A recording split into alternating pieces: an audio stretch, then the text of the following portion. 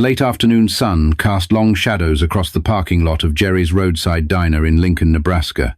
It was the kind of place where the locals gathered for coffee refills and truckers stopped to grab a bite before hitting the highway again.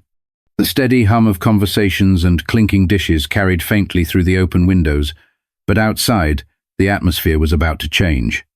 A man in his mid-40s, sitting in a sleek black wheelchair, rolled smoothly into the parking lot. His name was Leon. Dressed in a crisp button-down and faded jeans, he moved with quiet confidence, his gaze fixed ahead. Leon had come to grab a late lunch, unaware he was about to become the target of unwelcome attention. Across the lot, a group of 5 bikers leaned against their motorcycles, their laughter echoing, rough and pointed, as one of them elbowed the other, gesturing toward Leon. He was the kind of man who drew attention without asking for this dark skin, and the wheelchair combined to make him an anomaly in their world. "Hey, Rollin' Thunder!" One of them shouted, his voice cutting through the space like a bad joke. The others chuckled, their laughter carrying a mean edge. Leon didn't look their way. He simply continued towards the diner door, focused, calm, and completely unfazed. But the bikers weren't about to let it go. One of them pushed off his bike, a cocky smirk plastered on his face, and started walking toward Leon. The rest followed, their boots crunching against the gravel. Leon slowed his approach, instinctively aware of the group closing in behind him. He stopped near the diner's entrance, his hand hovering over the wheel rim. The leader of the bikers, a burly man with a leather vest and a patch that read, "Outlaw Rebels," stepped closer. His grin was anything but friendly. "Hey, buddy," the man called out, his tone dripping with mockery. "Where's the fire? Or you just out for a stroll?" The group behind him erupted in laughter. Leon turned his head slightly, meeting the man's gaze with an expression of calm resolve. "Just grabbing some lunch," he said evenly. His voice was steady, controlled, giving nothing away, but his calm only seemed to provoke them further. Another biker, younger and wiry with tattoos snaking up his arms, chimed in, "What's the matter, man? Ain't gonna run us over, are you?" He mimicked a wheeling motion with his hands, earning another round of cruel laughter. Leon didn't reply this time. Instead, he adjusted his position and prepared to wheel past them, clearly uninterested in playing their game. But as he moved, one of the bikers stepped directly in his path, blocking him. "Not so fast," the leader said, his grin fading into something colder. "We're just having a little fun, right? No need to be rude." For a moment, the air felt heavy. A few patrons inside the diner glanced out the windows, but no one dared to intervene. Leon looked at the biker in front of him, then at the others, forming a loose semicircle around him. Still, he showed no fear. "I don't want any trouble," Leon said plainly, his voice carrying just enough authority to make the men pause. But it was clear they weren't backing down. Instead of responding, Leon reached into his pocket and pulled out his phone. His movements were slow, deliberate, but they didn't go unnoticed. The leader's smug expression faltered for just a moment. "Who you calling, huh?" he barked. "Cops ain't gonna do much out here." But Leon's calm demeanor didn't waver. He dialed, put the phone to his ear, and said just a few words before hanging up. The bikers exchanged uneasy glances, but they didn't yet realize what was coming. Leon tucked the phone back into his pocket without a word. The leader of the bikers squinted at him, trying to read his expression. "What was that about, huh? You think you're scaring us?" He sneered, but there was an undercurrent of uncertainty in his voice. Leon didn't reply. He didn't need to. Instead, he wheeled his chair a few feet to the side, positioning himself against the wall of the diner, as though he had all the time in the world. His calm composure only fueled their frustration. "What you got? Backup coming?" Another biker joked, his laugh carrying a nervous edge. The others joined in, but it was forced, hollow. Something about Leon's quiet confidence was starting to eat at them.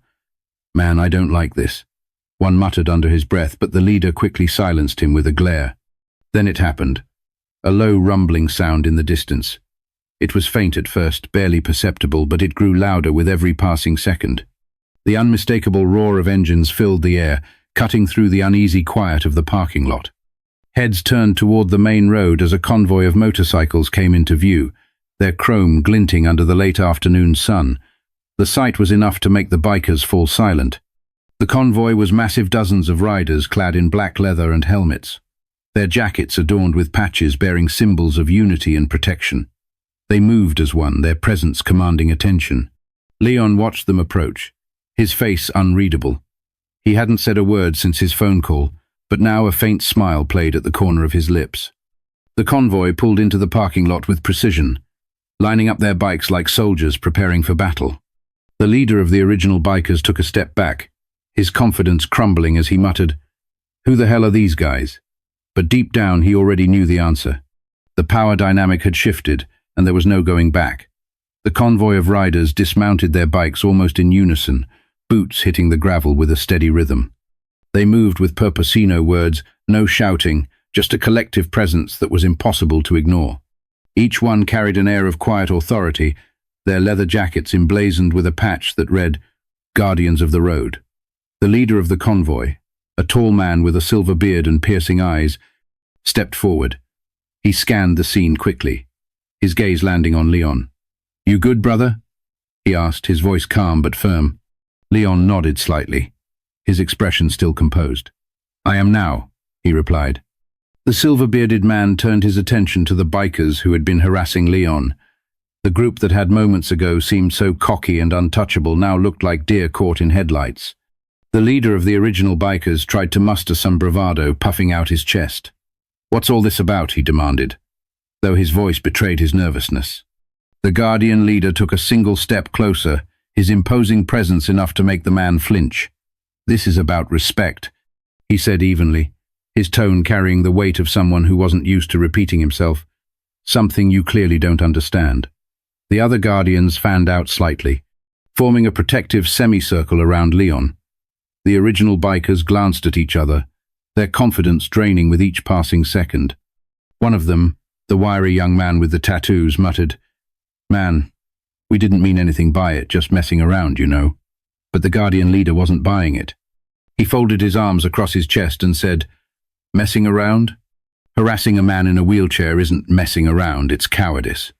The leader's words hit hard, and for the first time the bikers had nothing to say. The silence was deafening, broken only by the faint sound of the diner door opening as curious onlookers peeked out to see what was happening. Leon finally spoke, his voice calm but cutting through the tension like a knife. "You thought I was alone, didn't you?" He paused, letting the weight of his words settle. "That's the thing about people like you only pick on those you think can't fight back." The silver-bearded Guardian glanced at Leon, a flicker of pride in his expression. Turning back to the bikers, he said, "Now, here's what's going to happen. You're going to apologize to this man properly, then you're going to leave, and you're not going to pull this kind of stunt again, ever. Do I make myself clear?"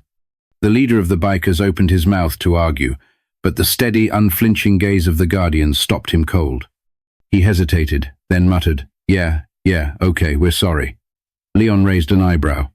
"That didn't sound like you meant it."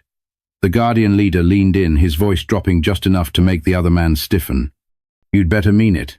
The apology came again, this time louder, clearer. "We're sorry," the leader said, glancing at Leon, then at the ground.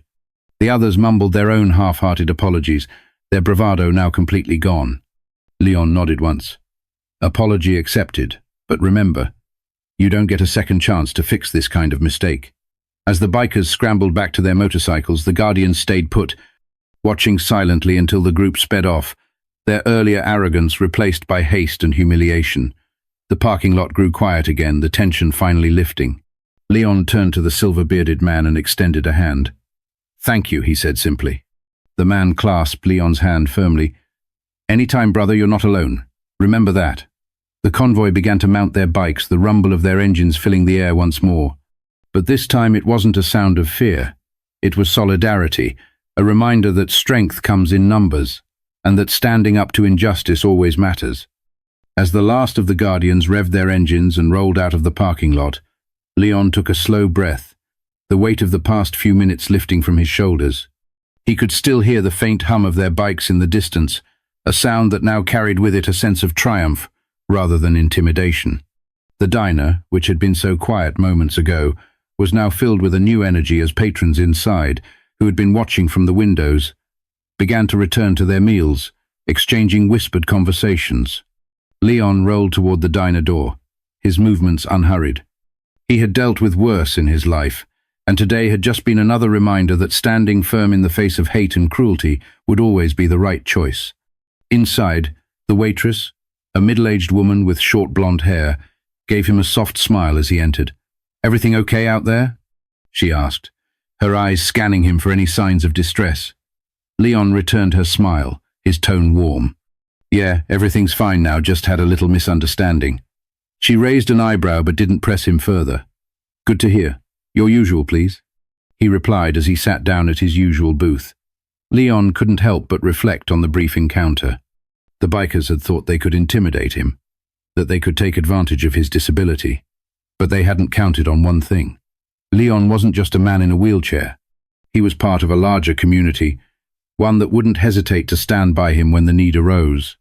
The silver-bearded guardian had been right. It wasn't just about the apology.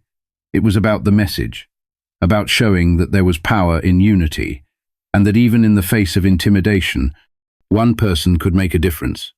Leon had stood firm, and in doing so he had reminded those around him that real strength doesn't come from how much you can physically endure, but from your ability to remain true to who you are, no matter the situation. It was a lesson not just for the bikers but for everyone watching. No one, no matter their background or their circumstances, should ever be underestimated. And in the end, kindness and respect always outweigh fear and cruelty. As the waitress brought his coffee, Leon took a sip, feeling the warmth of it spread through him. For the first time that day, he felt a sense of peace. He had won, not because he had to fight, but because he had stayed true to himself, and in doing so, had inspired others to do the same. If you were moved by Leon's story, remember that every act of courage, no matter how small, can have a ripple effect, and that standing up for what's right is always worth it. Share this story to remind others of the power of kindness, community, and the indomitable spirit of the human heart. And don't forget to subscribe for more stories that challenge, inspire, and bring us closer together.